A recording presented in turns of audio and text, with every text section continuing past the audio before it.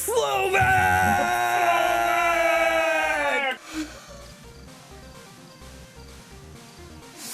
Slovak! What a moment.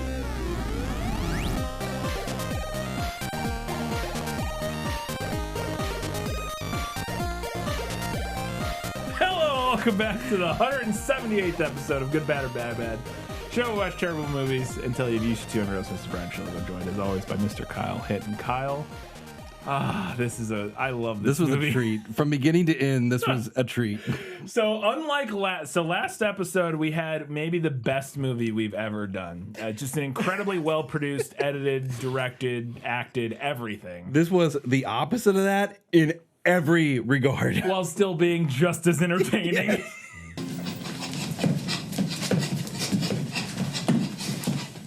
The movie. This was also a patron recommendation, although I'm sure we've been recommended it several places, but recently we had a patron send this in. The movie is, I don't know what year it came out. 2005. 2005's Vampire Assassin. Could you possibly defeat?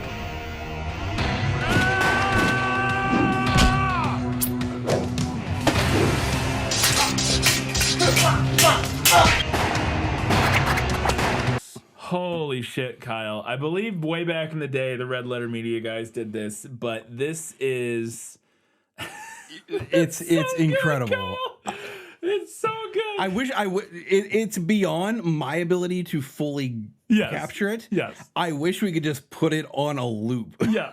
Just the whole movie. Here's the movie. We'll just sit and eat popcorn and watch it again while you guys watch it.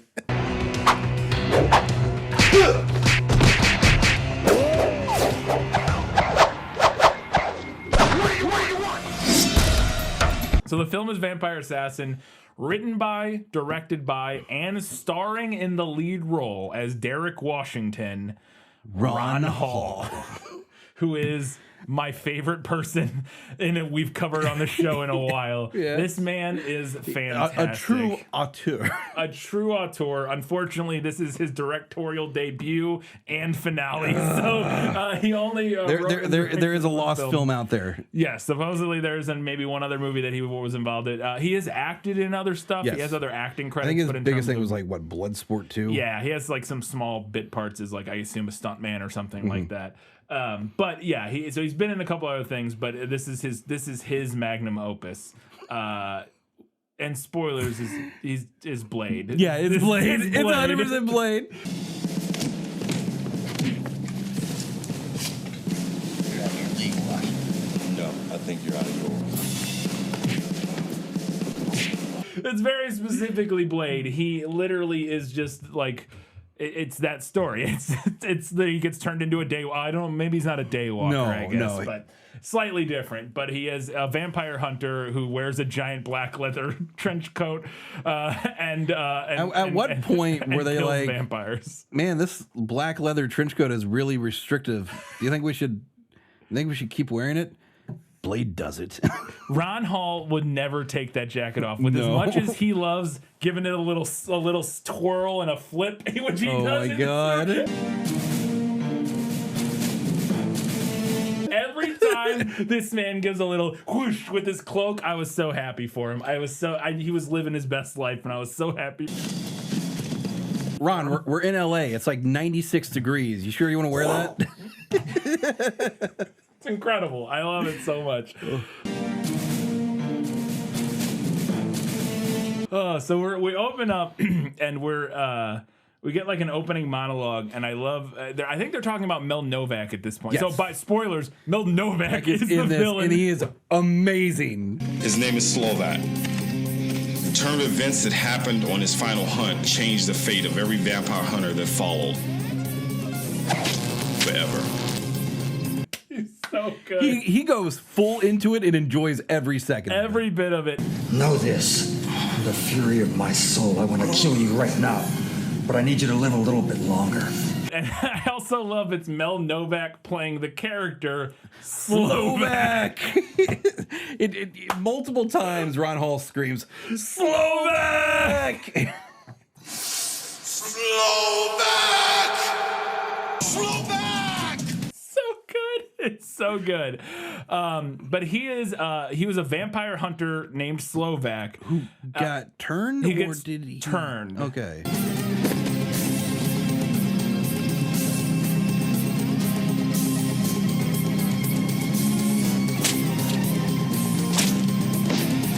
Yeah, he I think he ends up at the end of the scene. He like tastes some blood. I think I don't know if he got bit. I don't know what happened, but he ends up becoming a vampire.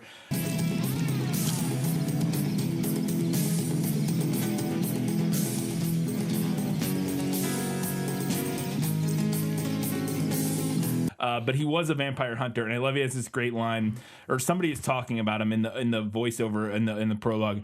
His strength came from his love of killing, which made him as dangerous as the monsters he hunted.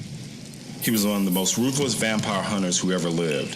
Some say that his strength came from his love of killing that made him as dangerous as the monsters he hunted. It's all of the dialogue in this movie is. I heard that and I was like, okay, so he's Van Helsing. Yeah. Right? Yeah. Novak is kind of a Van Helsing equivalent-ish. I think is supposed to have been because I also think he was supposed to be like a vampire hunter quite a while ago, and like when we're seeing this prologue, it's supposed to be I think like hundreds of years ago maybe or something like that.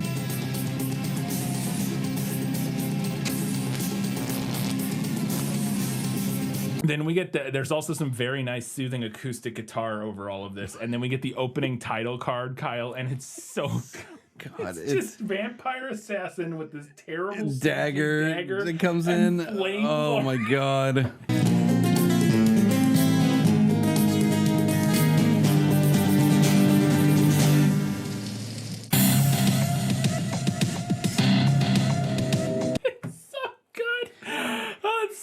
And then we get introduced to one of my favorite recurring editing motifs in this. The double zoom. The double snap with zoom.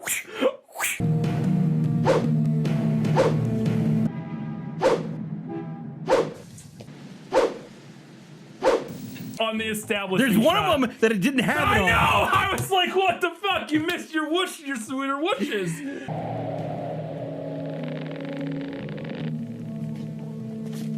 Come on. God. But yeah, literally every time we get an establishing shot, we get a wide of the building, and then we zoom in a little bit, and then zoom in a little bit more, and then we're inside or whatever. Oh my God. It's so good. I love it.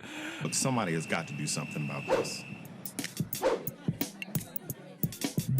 We're introduced to Ron Hall. He's a police officer? Detective, yeah. Yeah, detective. He's sitting in his car using a radio that clearly doesn't work. There's not making any noise. He's just holding it and he's like, Unit 13, this is Blue 7. Come in. You gonna add any squawking noise or anything? Nothing. No? Okay. Literally nothing.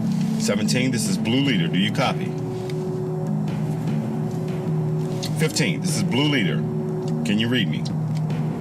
Literally no sound effects at all, just holding a plastic radio that's not working, and then he can't get any of the other officers, so he decides he needs to go in, so he cocks his clearly plastic gun. Something's gone wrong. and goes into this building, and when he gets inside, he finds this. They clearly bought a chocolate fountain. Yes. They okay. Whenever I saw that, I was like, are they filming inside a Golden Corral? Yeah. It is a literal chocolate fountain filled with fake blood. It's incredible. Yes, it's so good. And he's like, "What's this? Blood." But then Mel Novak is just there. He's like, "Surprise, bitch! I'm Mel Novak. I'm Slovak." I've always been fascinated by the mind of a hunter.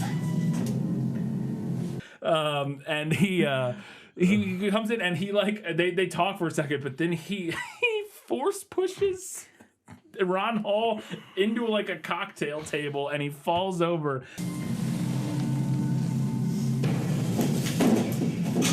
And then we cut. Oh, okay. I have to establish now. My notes are not going to make any sense. The film doesn't make any sense. I need to clarify. This movie is incomprehensible. There's scenes just happen with no explanation of how we got there or what's going on. We are going from 0 to 60 so quickly in this film God. that as full grown adults, we are getting shaken baby syndrome. I literally was like, what is happening? How does these people don't know each other. How do these people know each other? What's happening? It's nonsense. And so many times I was like, wait, do you think this made sense in the script and they just couldn't translate it to film? Or do you think the script is just as like... Brian, written and directed by Ron Hall. Fair enough. Yeah, but it's just so fascinating to me that you would write a movie that is so clearly missing. Because one of the things is like very often bad movies we do over-explain stuff and overdo like the exposition. This movie was like, we'll solve that problem by having none exposition. Literally, we won't explain or talk about anything. Characters will just be places and things will be happening and you'll fucking have to figure it out. I don't know, like, it's insane.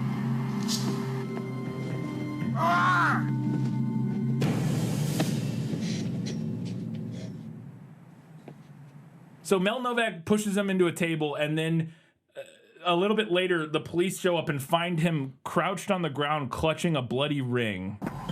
Ring, police!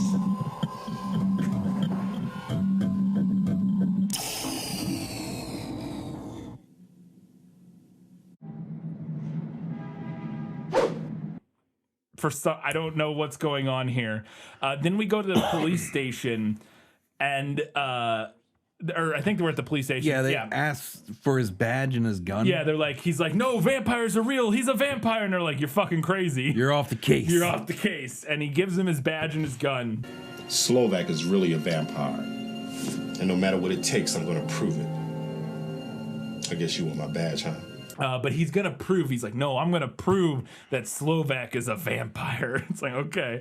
Then we get this scene, and again, it's insane. We're introduced to Samantha Moore. Yes, she's like a university student. My name is Samantha Morris. I'm the editor of an internet news magazine exploring news most media shy away from. Reporter or something. Her gig is that she works at like some online publication that does like reporting or like looks for the real truth or something like that. But she shows up at some random guy's house. Yes. We don't ever get a name for this character, right? The guy? Eric? Is it Eric? I could never find his name. I called him Guy. I couldn't. He has his fucking duct taped together size. So stupid. But she shows up and she's like knocks on his door and she's like, hey. I'm the editor of an internet news magazine exploring news most media shy away from.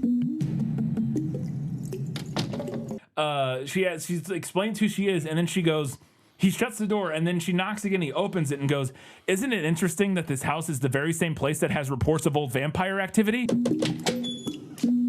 Isn't it interesting that this house is the very same place that old news reports have of vampire activity? Here's my card. And he's like, what? I was like, what? It gave me flashbacks to watching a movie like a Sam Maravich movie or some Neil Breen movies where all of the dialogue feels like it was written by an alien. Yes. I mean, are you still a homosexual, is what I mean. We have ways to cure that for you. If you just join us for Bible study. How dare you talk to your brother like that? Or at this point, ChatGPT. Yes, or an AI. Yes, absolutely. That's what it feels like. Isn't it interesting that this house is in the very same place that has reports of old vampire activity? Isn't it interesting that this house is the very same place that old news reports have of vampire activity? ChatGPT, hey ChatGPT, write me a movie about a vampire assassin, and then Ron Coleman sues for copyright.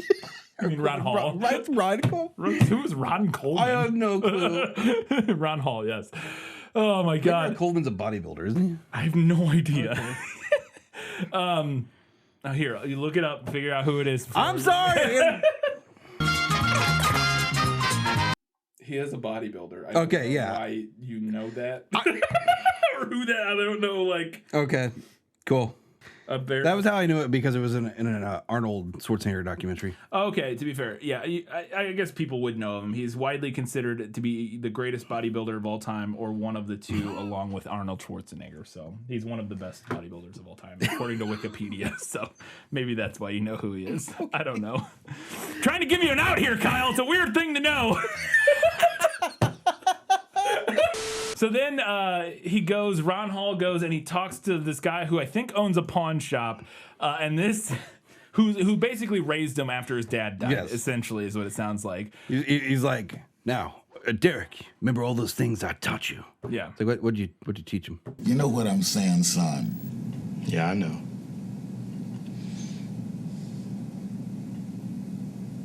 You know what I want to ask you, don't you? Yeah, I know.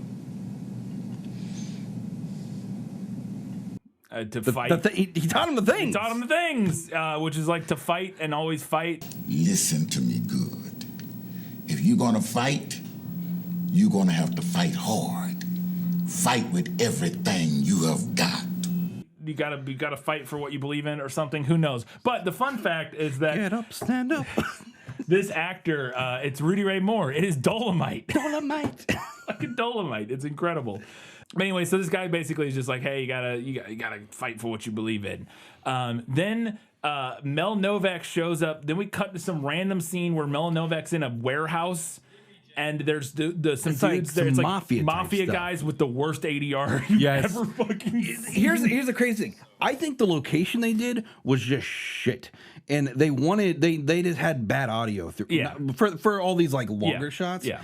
Things would not be that way if you had accepted the most generous proposal that my employer offered. Because Mel Novak's audio is really rough at the beginning of this scene. Yes. Yeah. Until they get him on a close up. Yeah. I'm afraid that my turning over to the likes of you 50% is not generous. It's insulting. But it's clearly like actual captured audio. Yes, But because, you know why his is captured and the other couldn't ones get him back They free. couldn't get him. They wouldn't. You think they could afford Mel Novak for an ADR session? Yeah. Absolutely not. So yeah, but I love this is the first time we see him do his cloak trick, which is the weird. And I'm not even we'll get to this. He does lots of things with his cloak, but he does a thing in the scene. And I don't know what it is. One of the gangsters is standing there. He throws his cloak onto the gangster, and it like makes him disappear.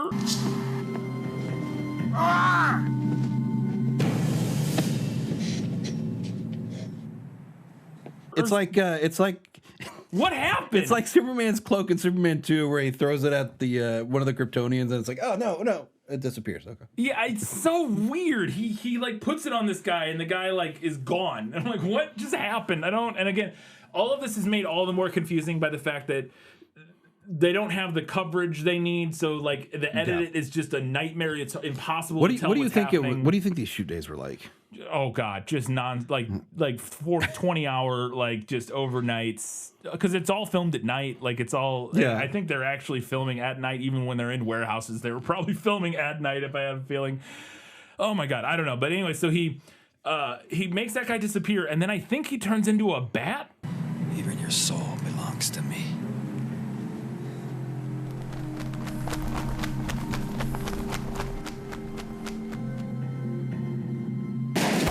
And starts flying around. He turns into a special, like a little animated bat. Yeah, and he starts flying around, but then he turns back into a person, and they all start shooting at him. And he just blocks it all.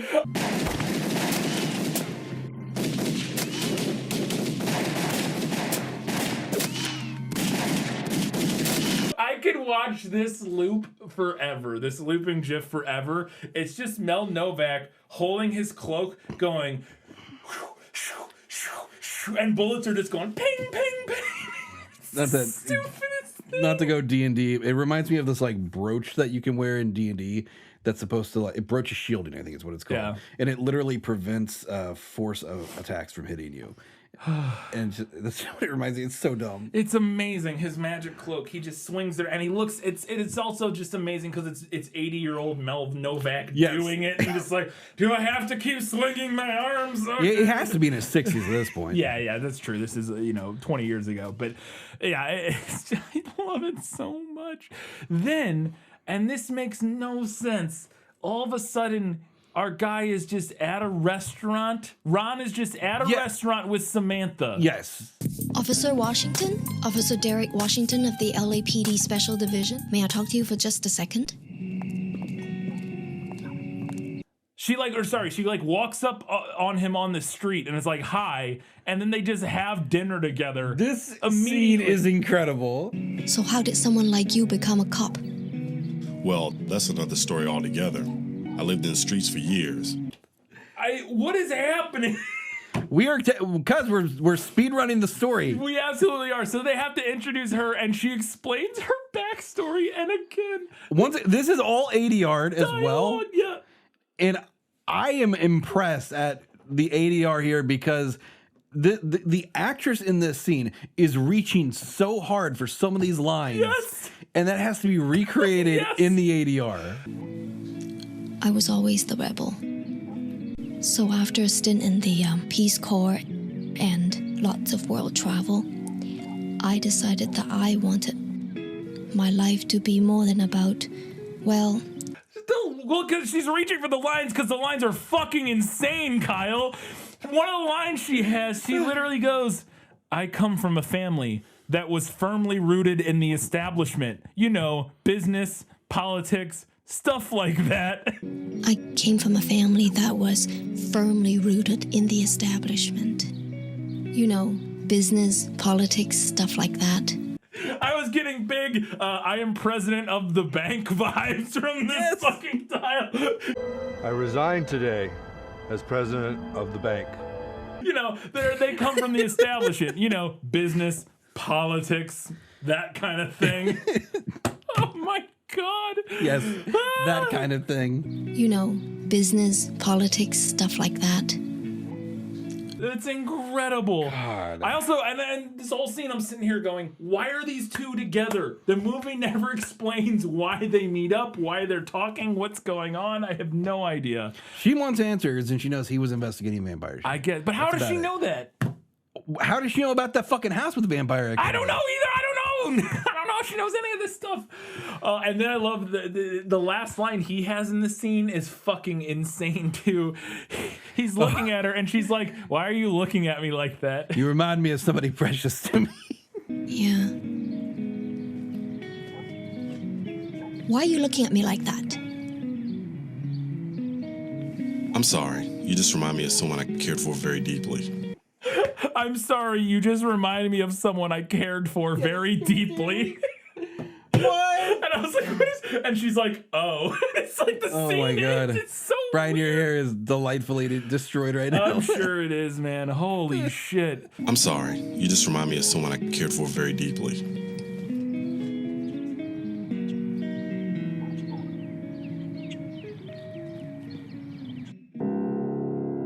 And apparently that line works on her though, because she's like, ooh, okay. And just every second of this film is more incomprehensible than the last, and I love it. Because then we're like randomly see, I think like Mel Novak's like coven or something. Yeah, he's slowly building an army of thralls. Yeah, and I guess they're thralls, but he has these guys that are working for him, and one of them did something wrong. I don't know what. Yes. Master, please forgive me. I was arrogant. I was afraid. Please forgive me. Did something wrong, and Mel Novak kicks him out. And this is so insane. So he kicks this guy, and I don't think these guys are vampires yet. Maybe, yeah, I don't know. Because he kicks one of them out, and then as this guy is leaving, is like, you're fine. I'll do the decency of not killing you or whatever. And he walks down the street, and this Hulk man just comes out of nowhere. A Hulk zombie? I think, what the fuck is this guy? The cancer must be purged, removed, and destroyed.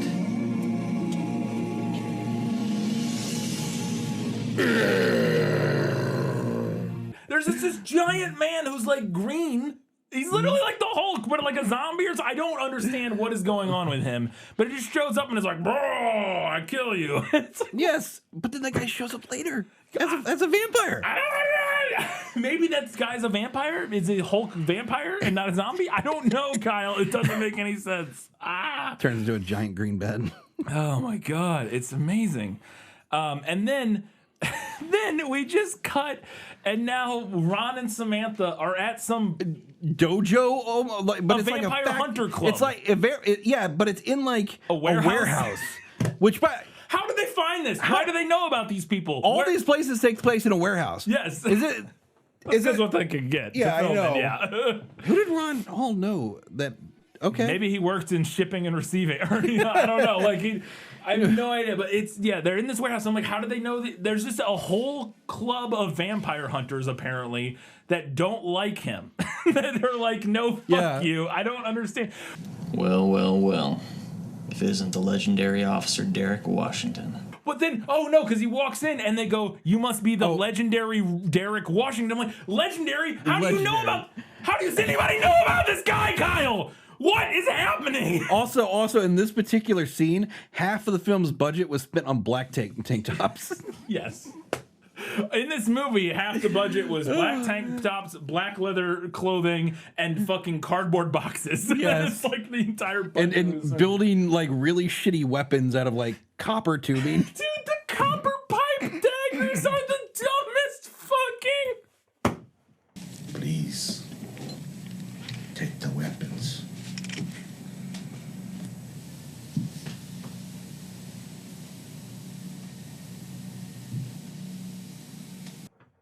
When he got those, I was like, are you fucking How kidding dare me? you, Brian? Those were legendary weapons passed down by Gerald Oka, whatever the fuck his name is. What is it, Okarama? But the guy from Big Trouble in Little Tokyo.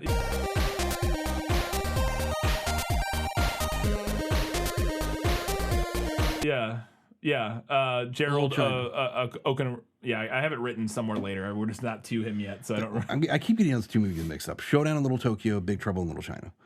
He's in Big Trouble in Little China. Yeah. I think. Yeah. I think. I don't know. I have a note about it later. We'll get to him. He's fantastic. But anyways, too. those fucking those daggers. When I was like, oh man, did a plumber pass those down? Like, what the fuck? They went to the hardware store and got some 1-inch copper pipe, cut it off, and shoved it on the fucking knife blade.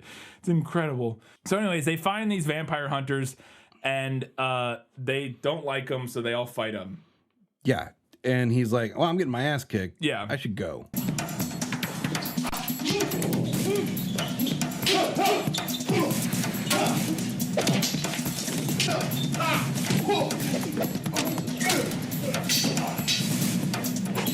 But he does hold his own for a little bit, and we get to see Ron do his fucking martial arts where he's beating people with kendo sticks. Whenever they show up, there is a part where they bring out a little Palm Pilot.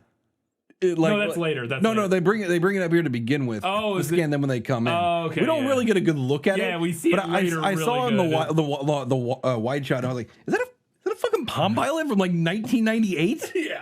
Yeah, that's incredible. And so, but basically, they don't like him for some reason. But he ends up beating up a few of them. But he ends up running away. And after he leaves, they're like, we underestimated him. And I'm like, did you? What? How do you know him? What is the conflict? What is happening? I don't understand what's going on, Kyle. We underestimated him. Let's not do it again. So then we cut to a club where Mel Novak is hanging out. It's like a nightclub. Mm-hmm. And again, this movie just jumps from scene to scene with no setup at all. We're in this nightclub. Also, in this scene, there's background music playing, and I don't know if you noticed this. Over this nightclub scene, it's background music. It's like 3 different beats all out of sync with each other.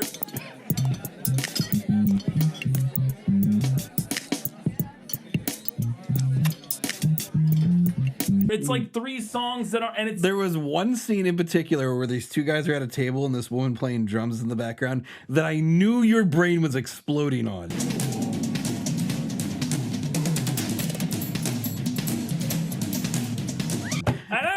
I don't remember what she was playing, but literally, because the music happening is chaos. It's like 3 different rhythms that aren't in different time signatures.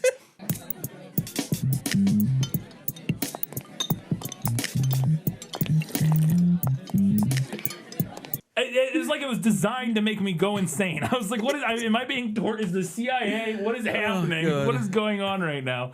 Oh my God. But then, again, because this movie doesn't care about connecting anything, Ron just appears at this nightclub and starts beating the shit out of him. Yes, out of nowhere.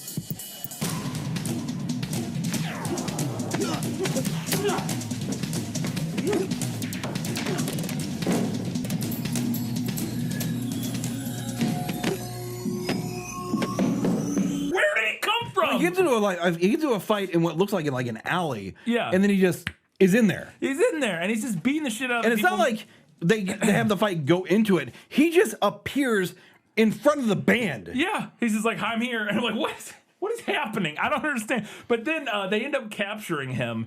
And I love one of the guys just slaps the shit out of him and it's like shit talks him for like embarrassing him in his own club. I don't remember. He says something.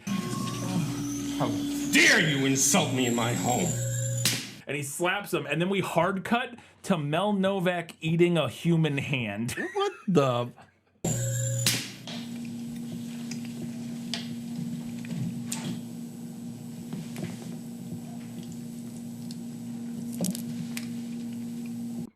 There's a hand on a platter that's like all ooey gooey, and Mel Novak was clearly eating it. And they bring Ron in and like have him talk to Mel Novak or whatever. And I don't remember how interesting are these shots lit, Brian? Every single shot in this movie, almost every single shot, is literally one light somewhere to hit the front, and then one powerful spot at the back shooting through a bunch of fog with a colored a gel on it of some sort. Is there a lot of separation? No. Well, it depends. Some of the shots, yes, but a lot of them, no, absolutely not. This movie is incredibly flat. Yes. A lot of the shots are incredibly flat. Again, but so many, like somebody on the set or somebody on the crew knew, like, we can do a cool thing if we set up a spotlight somewhere in the background shooting through some fog. We'll get this cool, like, volumetric thing going on, and that they did it in every single shot for the rest of the fucking movie. Because they were like, well, that's an easy way to get something kind of cool looking, I guess.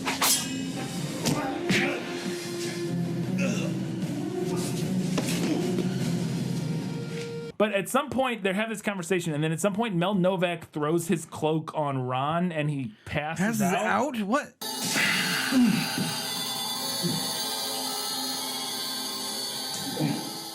Now it can make you disappear, but it can also make you pass out, apparently. That's a very powerful cloak. Yeah. And then Ron wakes up. He's tied to a table or chained to a table. And the guy... There's some random vampire guy there with a meat cleaver. This guy like was the only person him. who seemed interesting. Yeah, he was an interesting guy. He was like threatening him. And then all of a sudden, out of nowhere, Samantha shows up with the guy with the size from the house that she went to at the beginning and was like, hey, isn't it interesting that your house was vampire activity? Isn't it interesting that this house is the very same place that old news reports have of vampire activity? And I don't know, but now she knows this guy and they're both there and they save him. What? I'm still kind of proud of that.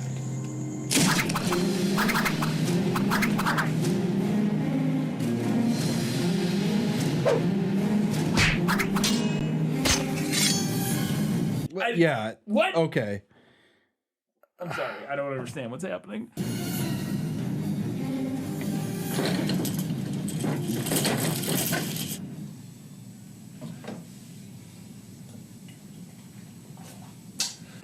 But he has, and again, the reason I call him Psy Guy is because at this point we see his weapon, which is literally... It's two sides that are back to back, like, and then taped to each together. other.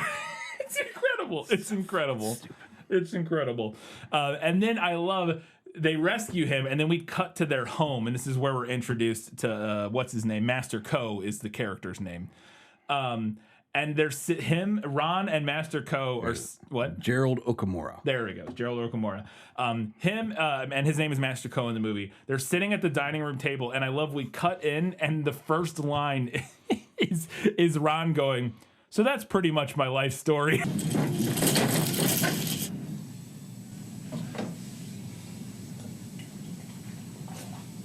So that's pretty much my life story. Yes! Which is amazing. Oh my god. It's such a good, oh my god. So that's pretty much my life story. Moving on. It's like, oh, I'm glad we got to skip all that and didn't have to listen to that. If you were to give this to, I want you to find a transcript of this film. Oh god, I don't know if I can. I want you to give it to Katie. And now keep emergency personnel nearby. Yeah, right. And just watch your brain explode. Yeah, I think she would melt. Oh my god. Are you ready to be tested? I don't think so. Basically, this guy now, Master Co, is going to help train him. And there's just some great dialogue back and forth that was my favorite part in this is they're like testing out his abilities and stuff. It's like, oh, you've been trained well, but how well have you been trained? And then he's like doing these like little moves on him. Yeah. And then they're like, all right, turn off the light. Oh no, I'm kicking your ass in the dark. What? Impressive in a men's world. Now, let's try something else.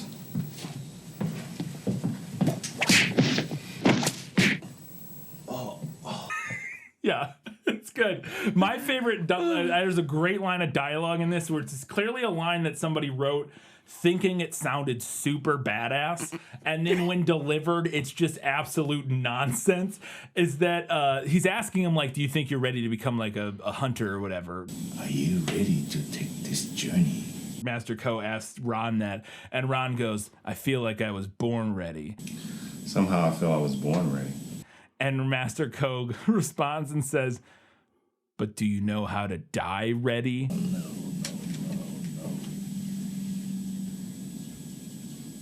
Do you know how to die ready? Which is one of those lines that clearly they wrote like, I'm born ready, well, but can you die ready? Which they like, that sounds badass, but then you think about it, it's like that literally is nothing. That doesn't so dumb. make any sense. My it literally God. doesn't make any sense. Oh my God. Do you know how to die ready?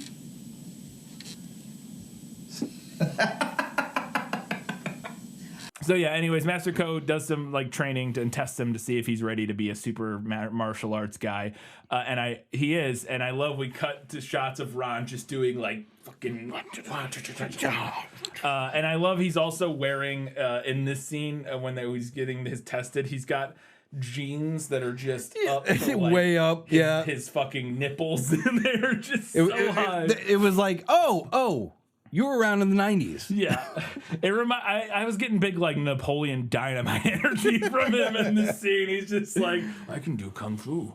It's incredible. Let me see what your best move is.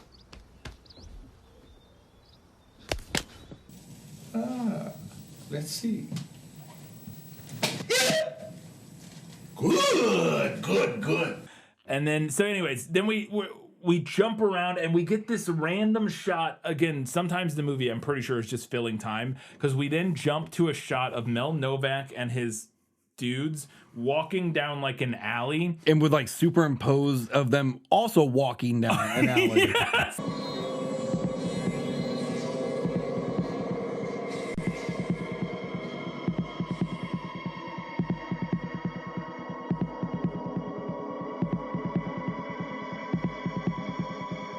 In slow motion, and it lasts for like 3 minutes and nothing happens. Filling time. Nothing fucking happens at all. Filling time. At all. It's incredible. And also, I think he's wearing like a black trench coat, but it looks like a black bathrobe, like leather bathrobe. So amazing. We cut from that scene to just Ron in a random building with a mallet and a stake, and there's a little girl there like, help me. What? Help me. Help me, please. Help me. Help me, please. Again, no context for where we are, what is happening. I want to see, ironically enough, I want to see the director's cut and watch the extra 2 hours of this film that are missing. Yeah, there must be, because it's just incomprehensible. But she's like, help me. Oh, these guys, something. And she's a vampire, and she tries to munch him. Or does she actually bite him? No, that's later. Mel Novak bites him. That's right. But so he ends up staking her in the chest, and Psy Guy is watching and is like, good job. Nice. Well done. You passed this test of murdering this girl, I guess. And if I didn't, then I have to kill two of you. Nice work.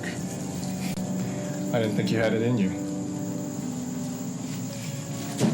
clean it up. So then I have to talk about this scene. It's just a brief moment, and I think this is right before where he bites Ron, maybe.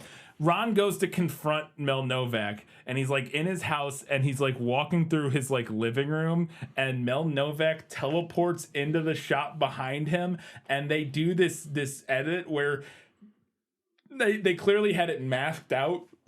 And they like reveal it, and you can see the effect wipe down the screen, revealing where he is.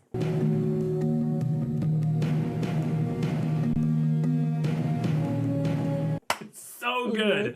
And then he turns into a bat, I think, and starts flying around, and Ron just starts like flailing at the air. Oh my God. It's so stupid. I may have underestimated you. But I think he hits him a couple times because, like, Mel Novak's like, you got me. And then two random hot lady vampires show up, and Ron kills them. And I don't know who, I guess they're just working for Mel Novak. Okay. But then Mel Novak grabs him and is threatening to kill him, but he's like, not yet. I'm not gonna, or Mel Novak's like, I'm gonna kill you one day, but it's not yet. And he's choking him, and he lets him go. And I love it, this line cracked me the fuck up, because as he's choking him, he goes, death will come, and it will come on my hands. But know for certain, your death will come, and it will come by my hands. And I was like, phrasing, my guy. Phrasing. Archer, phrasing. Phrasing. Your death will come, and it will come by my hands. Then he calls the cops, and the cops show up and arrest Ron, yes, for like breaking and entering into Mel Novak's They take him house. to, I guess, whatever precinct he's closest to. Yeah, and they're in there, and then they bring him in front of. They bring Mel Novak in for some reason. Captain Hall, how are you? How can I be of service to you? Before that, we are introduced to Biker Bro. Oh, Biker Bro! I love Biker Bro. Biker Bro is like the best part of this Biker film. Bro. Kind of out of place, aren't you? Thanks for the compliment. This is a random guy who was in prison, being processed into this jail, who eventually Ron just helps break out. We have no idea what his crimes are, like why he was going to jail. Nope. But he seems like a pretty chill guy, so whatever. Must be nice to have people in high places. Put in a compliment for me.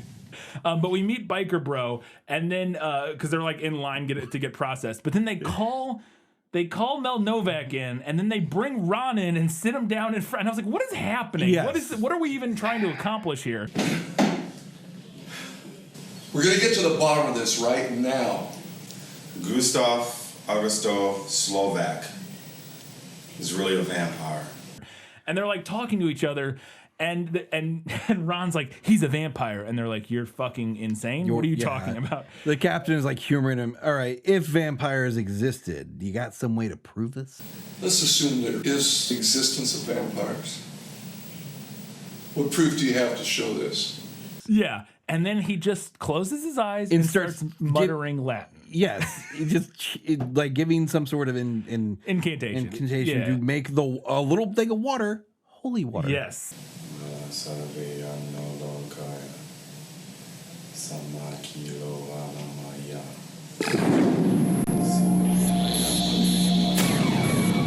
We assume, or we figure out that's what's happening. We don't know for sure. We just see the water kind of glowing. Like, oh, okay. But then they're like, well, okay, that was nothing. So time to go. We're taking you to the jail. Gentlemen, I'm a very busy man. I think we've seen enough. Get him out of here. And as he stands up, he kicks the table, and the water, I guess, falls on Mel Novak, who immediately turns into a vampire. Oh my God, what the hell?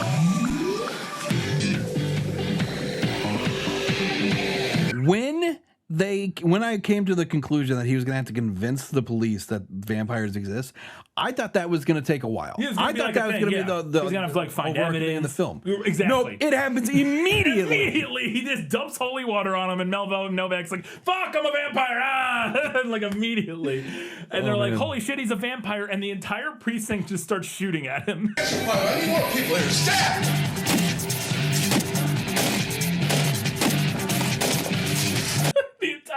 watching the shooting. And I love there's this great moment where one of the cops runs up to like the captain and goes, "What the hell's going on here?" And the captain no goes, clue, just keep firing. "I don't know, just shoot." What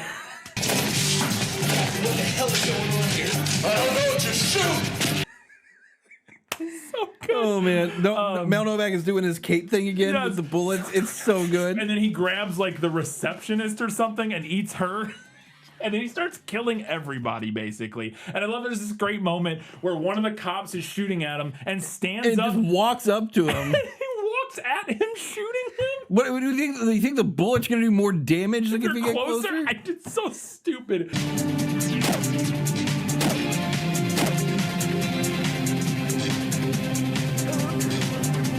He kills a lot of those people, and then he teleports in like some vampire warrior guys that he has. Yes. One of them has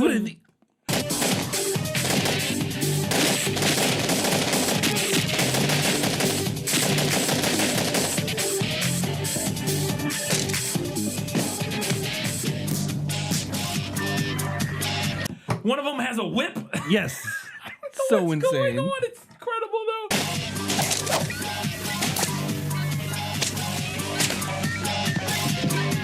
But they just start killing everybody, and then Ron runs into a random room to like hide, and the biker bro is just in this room tied to a chair for why? What? Is this police procedure? It's What's like going on? a storage room. There's like old copiers and shit in the corner, and it's like, what is happening? It's so weird. All right, we ran out of processing room. We're gonna get you into an interrogation room soon.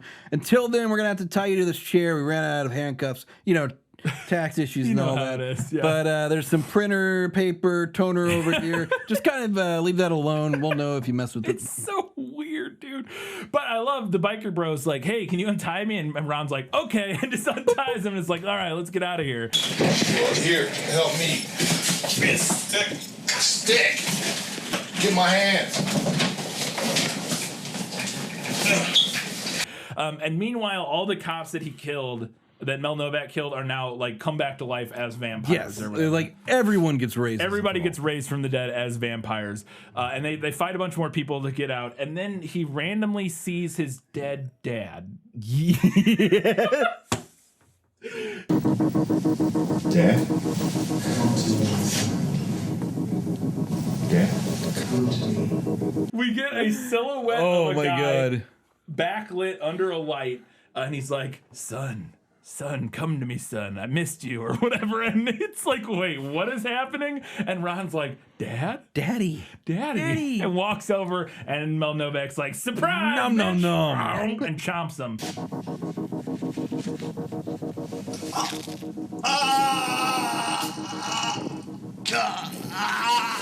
And so yeah, it's Mel Novak, it's Slovak. He bites him and turns him into a vampire. But then, biker bro Come on, dude. I'm gonna get you out of here.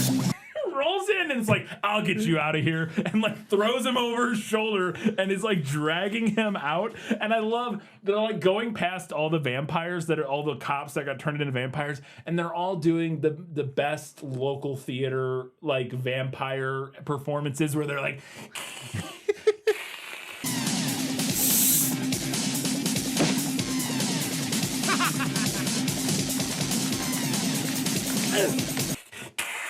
It reminds me of like a haunted house that you'd walk through. Yes. They're just like, My God. Incredible. I love it so much.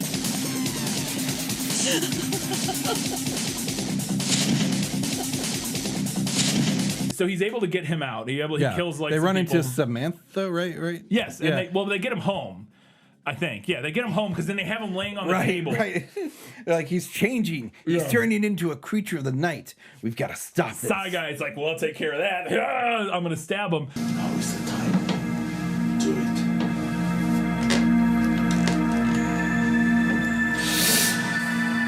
And I love that during all of this, biker bro is standing next to Samantha, consoling her, like hugging her, and I'm like, "You don't even know who are you? Don't know each other.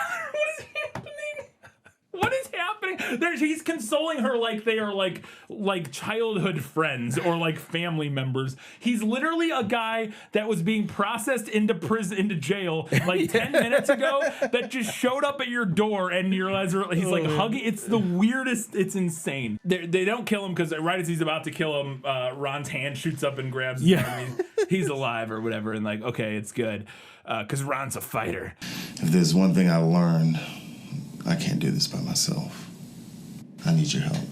And then we get some more conversations about what they're going to do. They got to do some fighting. And basically, Master Co definitely forgets his line at one point and just repeats, I have weapons, like 6 times in a row. Yes. He's like, I have weapons. I have weapons. I have weapons. What's my next line? Oh, right. We need to muster up as much advantage as we can. I have weapons. I have weapons. I have weapons. He like keeps going. But this is where he gives them. Gerald, do you need a line read? I have. It's incredible. Oh my god! It's every detail of this movie is so bad and so great. I love it. But this is where he gives them the copper pipe. Yes, God.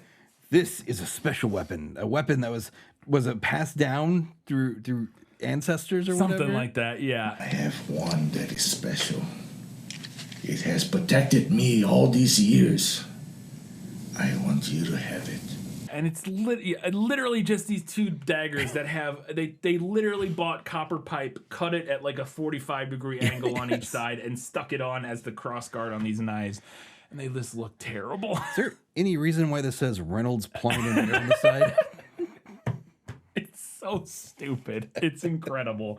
But he also gets a bow and arrow at this point, which I was so confused. This is the weirdest fucking bow and arrow I've ever seen. So long to figure out what was going on here because it looked like 2 bow and arrows. Yes. When he's holding it, you see bow. You see 2, and I'm like, wait, what? But then what it actually is, and it's so stupid, is it folds into an X like a cross, and it's the dumbest fucking. I love it so much. I love it. So then we get this. He goes to fight some random people with these new weapons that he has now, and we get the reveal shot of him as the fucking Blade, basically. And his introduction to this is incredible. It's so good. Brian, what is his opening move? Spit. Oh no. He spins. Like, hold on, I got He spins like 8 times off camera. And then he just spins off camera. I lost it, dude. I have a message for your master. Let's see you try and deliver it.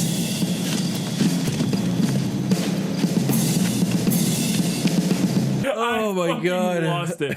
Holy shit. When he started spinning, I died. And he spins and then he shoots his little dumb bow and kills a bunch of people. Oh my god. It's so funny.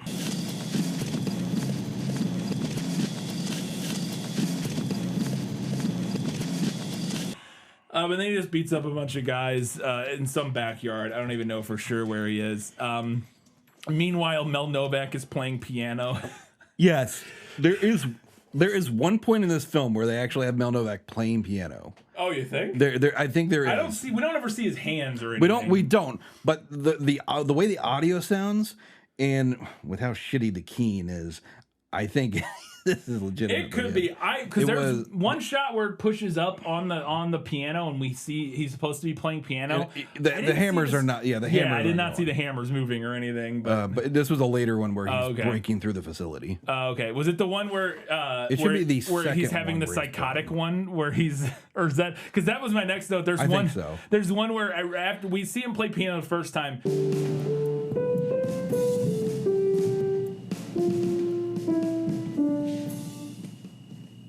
Master, the party was attacked. And then the second time we see him play piano right after that, he's playing it and it's like at a Dutch angle and the wall is green behind him and he's laughing like a crazy person. He's like like playing piano. It's so weird.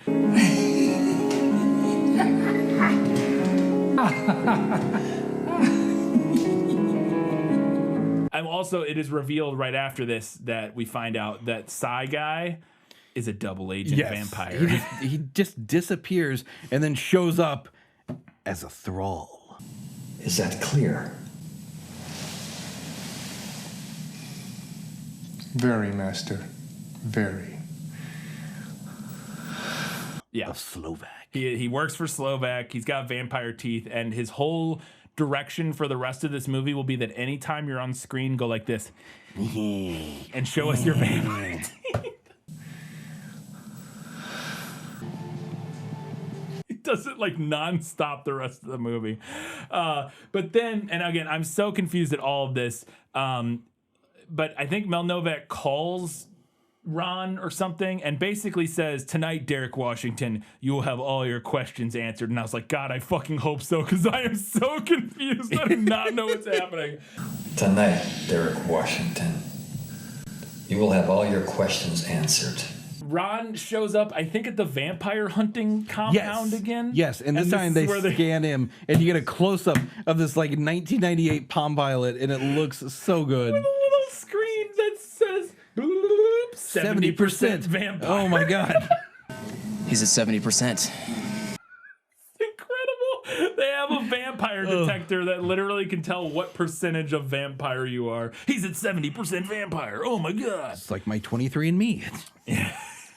But anyway, so now they're like, you're a vampire. So they start attacking him. So he has to fight all the vampire hunters because he's a vampire, but he's also a vampire hunter. It's very, it's very Blade.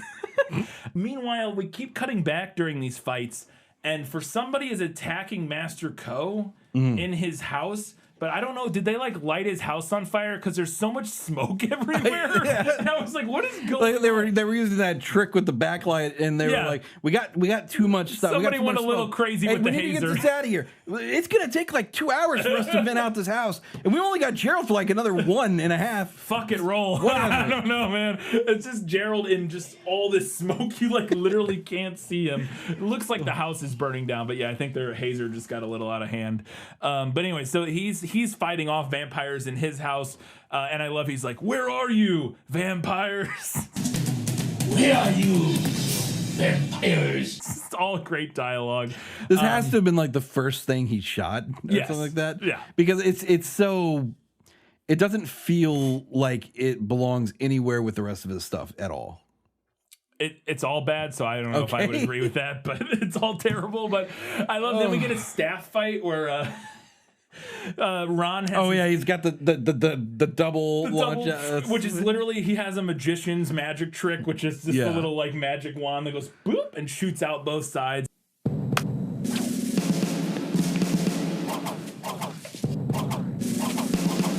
But he gets in a staff fight with some guys, and it's incredible.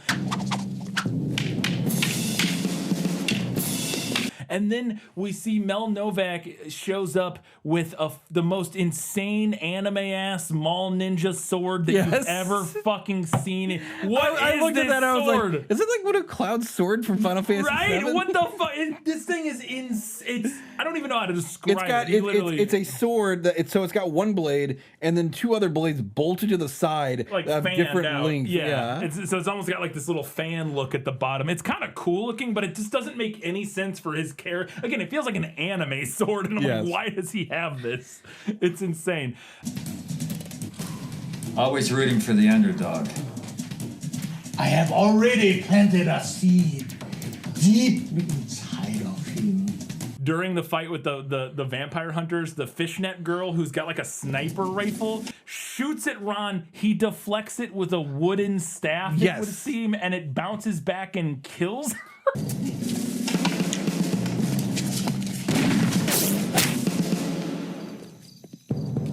It was a vampire bullet.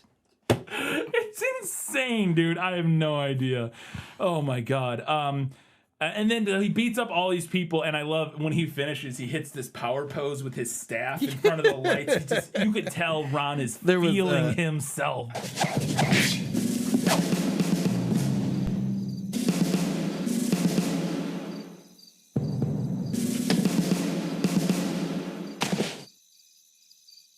think it was this rifle, and then there's one later on with the big finale with the one, sniper guy, where the little rifle they have looks like the freaking rifle that the people use for their cross country skiing competition. Yes, it does. It does. I was wondering because the sight on the guy at the end, who's like the sniper guy, I was like, what the fuck is that sight on his? It's this weird gnarly thing, and it does actually. I was wondering because it actually does kind of look like it's like those little bitty like those 22 longs that they use for those competitions. And that have really weird sight systems on them that are not like any other type of rifles. It's very strange, but I think that might be what that guy has. Like, actually. Yeah, it's so weird. But then, so he's fighting all these people, and then meanwhile, back home, Master Ko gets bit by bit by Mel Novak. And I guess Ron hears this, feels this somehow, because he's just I fear disturbance in the force. He's literally like, Master Ko, no! And he goes running. Slow back! And then he gets back and he's just bleeding on the side on a wall on the somewhere. house, just slowly bleeding to death. And this scene, they were like, Ham it they up. thought, yes, they thought this is the money scene. This is the one we're gonna get the awards for, Kyle, because Ron gives this scene his all. Master, it's killing me. Go, Master.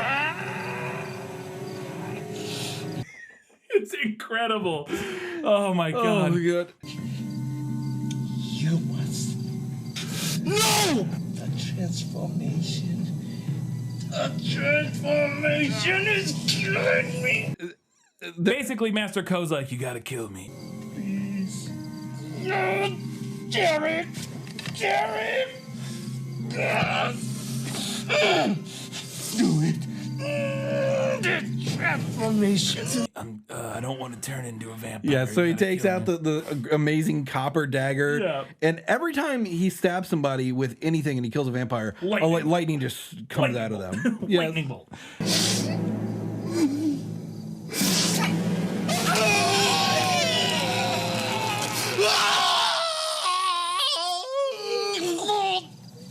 It's incredible, and I love he screams "no" really loud at one point. Yes. And it literally peaks the mic like so hard. No, there's everything about this. It reminds me of like I think I said this earlier, Black Dynamite in a way. Yeah. Where Michael Jai White's character and Black Dynamite, is made to be like over the top. Yeah.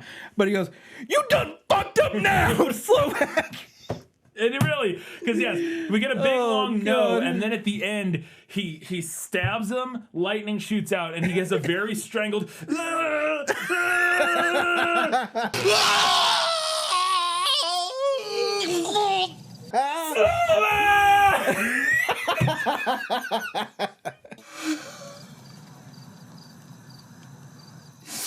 Slow back! It's incredible. Oh my it's god. incredible. It's incredible. The best part of this is his unwavering commitment. Yes, absolutely. This motherfucker knew the movie he wanted to make and had a blast making it. Good for him. I love Ron. He's my hero. I love this movie so much. And then he just burns Master Ko's body like on his patio. He just has his body laying like under a tree on his patio and is like, I guess I'll burn you here. Sir, do you have a license to cremate? Yeah, right? Oh my god. So he burns Master Ko's body, and then also like they're like in LA, right? Yeah, like I probably assume, inside maybe. probably I inside don't 30 know. miles. They have a kerosene wrapped torch. I don't think you can have that just out in the middle of LA. I don't know the ordinances, so I couldn't tell you, Kyle. I have no idea.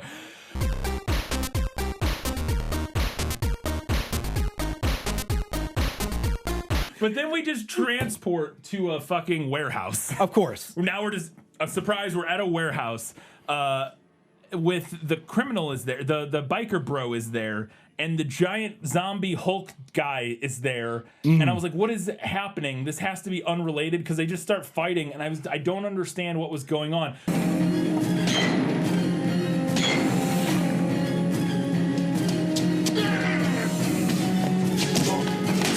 But there's this great moment where the biker bro pulls these two pistols out and says, "Who's your daddy?" And just starts firing. But he starts like throwing the yes, bullets. yes, Like throwing the bullets.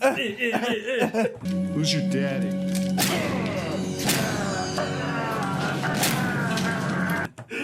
These aren't real guns. Yeah. He like throws bullets at him, and then the guy like knocks him out. The big giant fucking Hulk guy knocks him out, and then Ron pulls out an electric whip. Ron has an electric whip.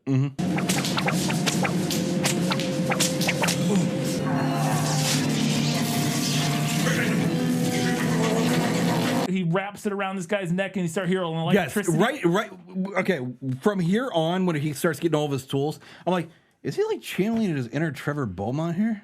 I don't know. Oh, from Castlevania? Yeah. Yeah. I was like, what the fuck?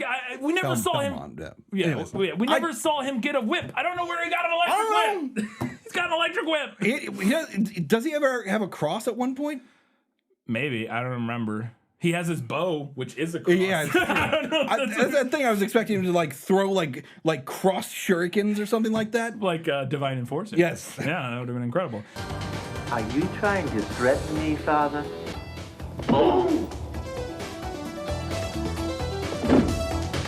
So much of this was like it's like just completely leaning into the hokiness of vampire. Yeah, but it takes itself so seriously while doing it. Is the amazing part is that it doesn't like even Vampires Los Muertos is like kind of a little bit aware, wink, wink, nudge, nudge. Yeah. Boss, you ain't lived till you got head from a vampire. This one is not at all. It doesn't feel like it, at least. It feels like this movie is deadly serious. We are making Blade, but better, is what they thought. And it turns out, spoilers, that it's not what they made. It's so good, though. I love it.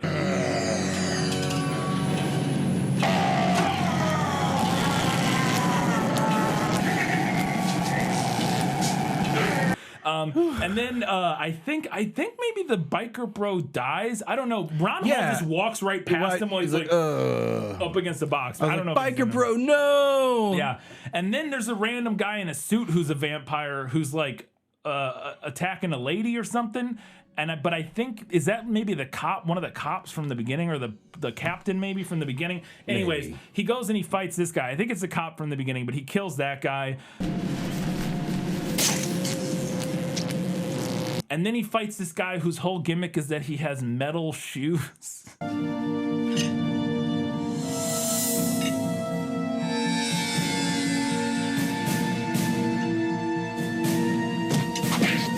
This guy, did you see this guy? There's a guy fighting who kicks him a lot.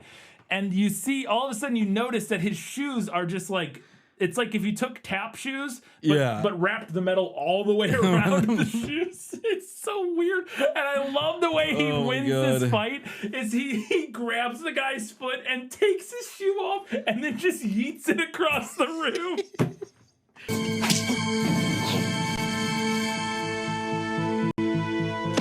It's so stupid. I love it so much. Oh my god! And then after he beats that guy, he has one of his great little moments where he gets to do a dramatic spin and coat toss as he walks out of the room. He's just loving it. I love it.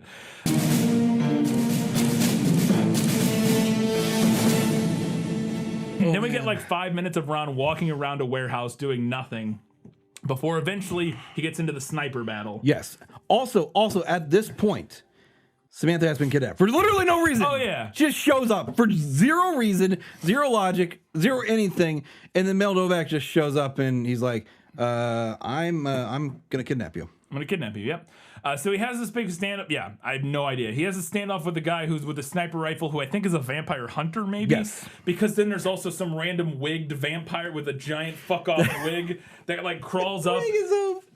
I don't know. Yeah, and the sniper guy shoots him. I have no idea what's going on here at all. Again, we talked about he has a fucked up gun. But I love, my favorite thing about this scene is the way Ron Hall wins this fight. Yeah. He leaves like a blood trail for him to follow. And the guy walks around a corner and Ron Hall. And we rack focus, right? Is hanging upside down from the rafters like a fucking bat, Kyle. Yes. Come on, PJ. And shoots him with his bow. It's amazing. And then after he kills him, he falls and he does this little superhero landing. He's like, yeah. So long, pigeon.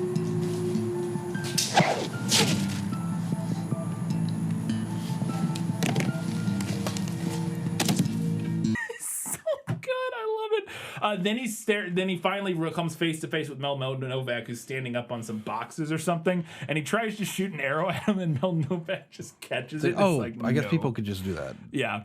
And then, like you said, he has Samantha at this point. And I was like, oh no, this woman that we just met and that we haven't seen in 45 minutes that apparently Ron cares about, I guess. I don't know.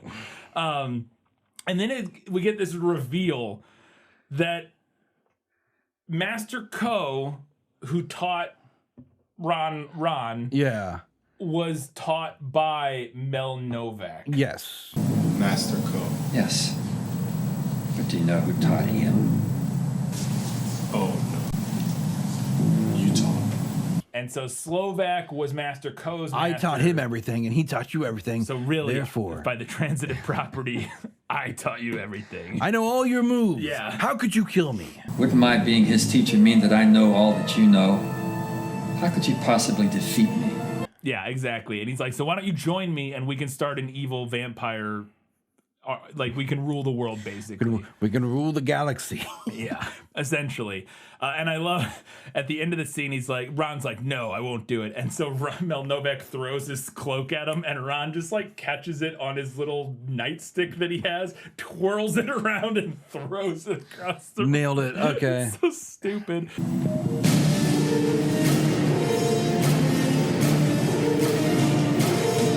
And then he also chucks his bow away. He fights some guy who has a giant metal cock ring as a weapon. I don't know what the fuck this guy. Yes, it's one of his ancient warrior dudes. Yeah, he's got these weapons and he's fighting them with them. And at one point he like hula hoops Ron Hall with this thing. Flips him. It's so dumb.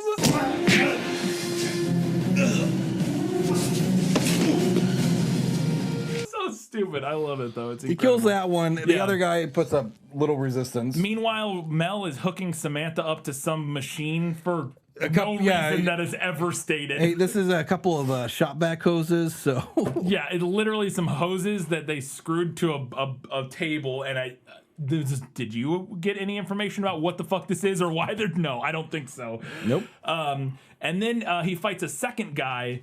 And they're fighting, and I love the second guy. I think he's supposed to do like a speed dash behind him and then stab him, but he just kind of scoots around him clumsily, and it looks so stupid.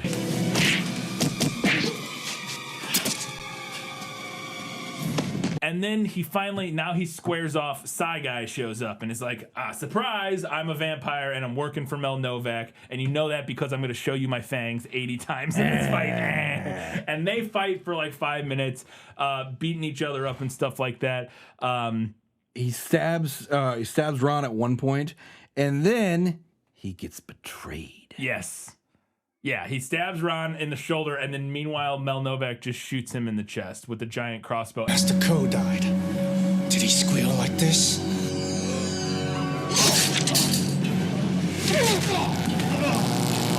And I love it. Cuts to Mel Novak, and he's holding his giant fuck-off anime sword in one hand, and this giant fuck-off anime crossbow in the other hand, and he looks ridiculous. He's like, like this is my Elden Ring character. Yeah, exactly.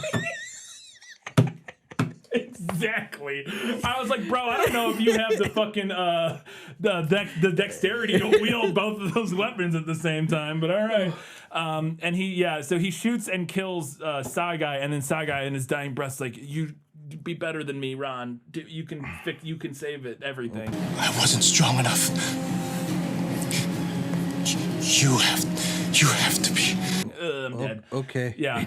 And then so now finally, Ron and Mel Novak get to fight. Ron gets to spin his sweet copper daggers around, and Mel Novak drops incredible lines like, fate and destiny are two sides of the same coin that should be given to a beggar on Skid Row.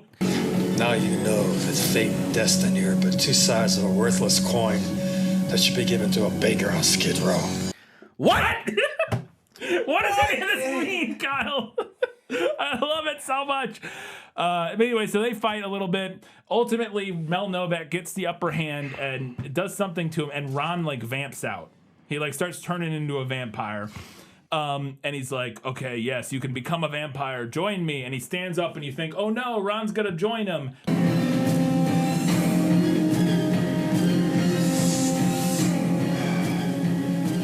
There. This is but a token of the gifts I will bestow upon you. But then he walks over and rips the curtains off the wall. The sun comes beaming in through the windows. No!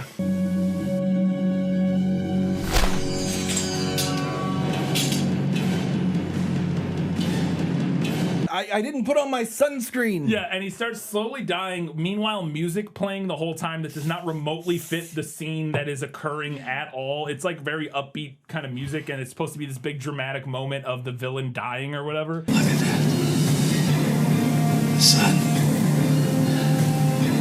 I know my time is short. And I love Mel Novak starts giving his villain speech, and then Ron just immediately stabs him.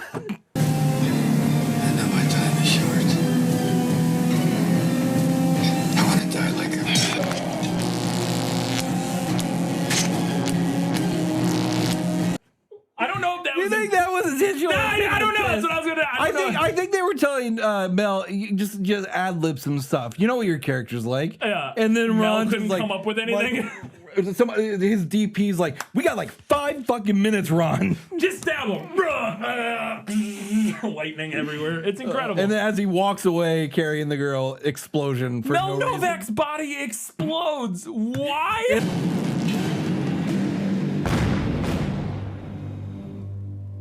Like the greatest little bitty explosion that looks huge. It's so stupid. I love it so much.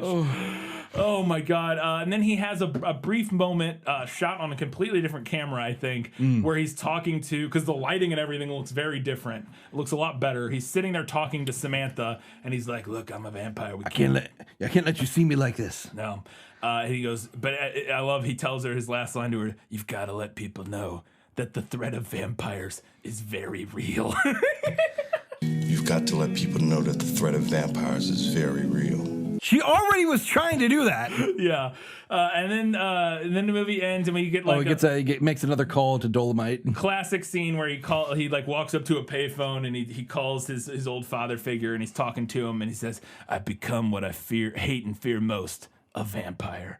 I'm no longer fully a man, and yet I am not wholly a monster. I am the first vampire assassin. I am no longer fully a man, and yet I am not wholly a monster. I am what every creature of the night should fear. I am more than just a vampire hunter.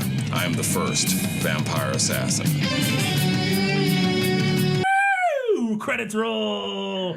Oh my god. Amazing. This movie's incredible. This movie's good bad. So it's great bad. It's great bad. This is fantastic. This is so everything good. that we love in a bad movie. It's everything. It's all the worst quality, but it's so sincere and genuine. Yes. And I legitimately love Ron Hall for making this movie. He seems like he had so much fun, and it's just I love it so much. Oh, it's so good. I don't think we can say this enough. We appreciate so much of the people who do, like, just finding these rare instances Oh my God. where somebody throws everything they are into this. Everything. And here's the thing. The beautiful part of what I call the death of the author is we may not find the value he necessarily wanted to do. Yeah, we may not watch it the way he wanted. What we're finding in it is good value too. Yes, like what we're seeing is we're having a real genuine experience watching his movie, and that if you can accomplish that with a movie you make, even if it's not maybe the exact genuine experience that you were looking for, I still think there's something to be said about that, and it's something you should be proud of. Yeah, and it is a talent in and of itself. Absolutely. It's so good. I love it. It's not really streaming anywhere. I had to buy. Well, it is on Amazon, but you have to buy it or rent it. We just bought it on Amazon. But yeah, go find Vampire Assassin, buy it, support Ron Hall. Maybe he'll make a sequel. Dude, if he made a sequel like 20 years later, and it's like it's like the Logan of the of the Vampire Assassin. Cut that out. Yeah, I'm going to. Don't worry. That's gonna do it for this episode. As always, you can head over to patreon.com/GBorBB. Support us there for a few bucks a month to get access to bonus content, all kinds of good stuff, including early access on episodes and that kind of thing. I have a podcast called This Film Is Lit. We're talking about movies that are based on books. When this episode's out, the most recent episode will have been, I believe, the first in the Divergent series, which is our summer series for 2023. So you can look out for that. You can also buy some merch and support us. Kyle's rocking the Quantum Physics. Just tpublic.com/whatever. It's in the descriptions down below. I'm getting lightheaded. I am. We're getting hot in here. And yeah, I don't have the air on right now. Anyways, that's it. Until next time, keep watching movies. Especially Vampire Assassin. So 2 weeks in a row, we had two of the best movies we've ever done, just in very different ways. What a woof. I need to take a nap.